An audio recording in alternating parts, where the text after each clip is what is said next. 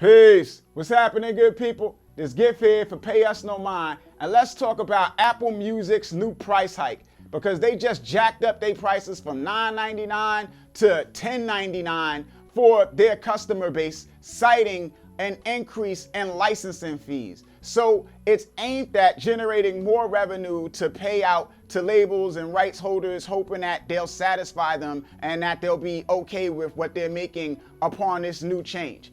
Now, my thing is, I don't feel like this decision is gonna solve the problem, and it's a band-aid for a gaping wound. And let's get into why I feel that way. First, you have the way streaming pays and the economics of streaming, which is a broken system. So right now, Spotify, Apple Music, they all pay you a percentage of revenue based on your percentage of the total number of streams, where your revenue is tied to theirs. You cannot make more than what they make. If they make $100, then everybody is getting a percentage of the $100 that they made.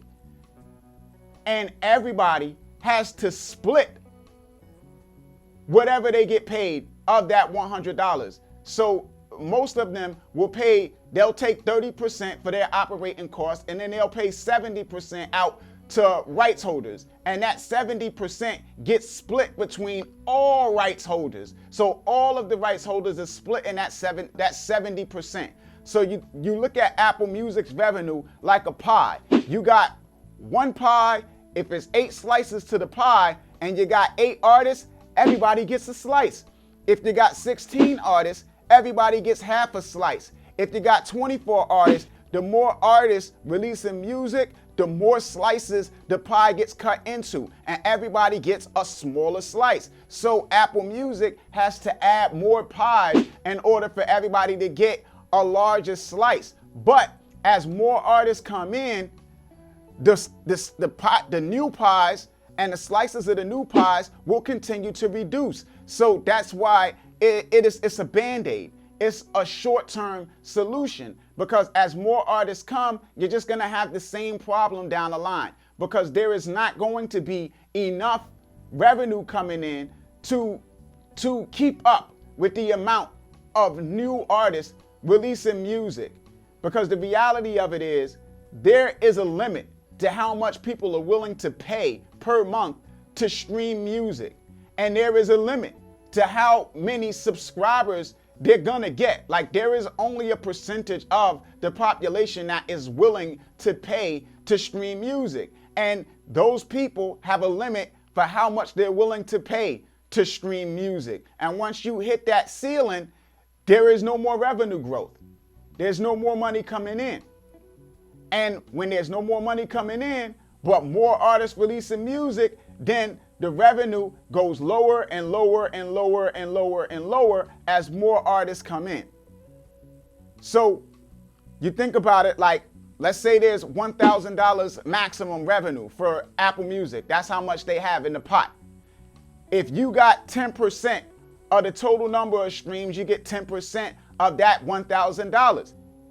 And that 10% gives you $100. If you got 100 streams, $100. If you got 1,000 streams, $100. If you got 10,000 streams, $100. No matter how many streams you make, you still are going to make the same $100 if all Apple Music's revenue is $1,000. So your growth, your revenue doesn't grow with your actual growth.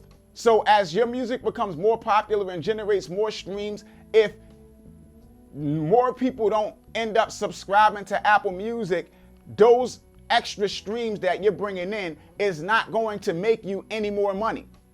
So you think about solutions and how the problem can be remedied. Some people say fan-centric, where artists get paid based on how much of their music is being consumed by an individual user. Basically, you get a percentage of each person's subscription fee. But that still drives you into the same problem, where you got a whole bunch of people streaming your music and a cap on the amount of money you can make. So you look at the solutions and you say, A, reduce the number of artists releasing music. B, reduce the number of artists you have to pay. Right? So they can reduce the number of artists, they have to pay, and that'll allow whatever artists that remain to make more money. Or C, they can charge listeners based on consumption. Now, the reality with subscription services is it's the same hustle as like all you can eat buffets. The goal is for you not to eat all you can eat.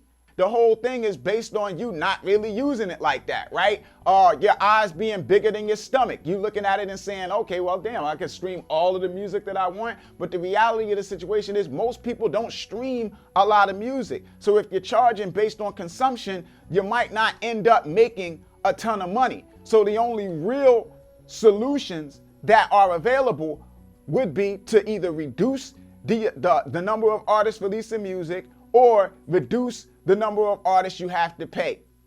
And you don't have to have a crystal ball to see where this is going. Now, as always, y'all could share your thoughts, comments, opinions, all of that good stuff. Make sure you like, share, comment, you know the drill. Subscribe to the channel, all of that good stuff.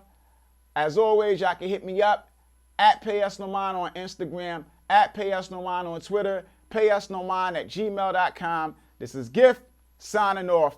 Pay us no mind. Peace, good people. One. Hey, thanks for watching. Make sure you check payusnomind.com and become a member to unlock access to a wealth of knowledge and support. If you are a YouTube member, make sure you check the Discord server to gain access to everything Pay Us No Mind has to offer. You should also check the description box for links to discounts on leading industry products and services.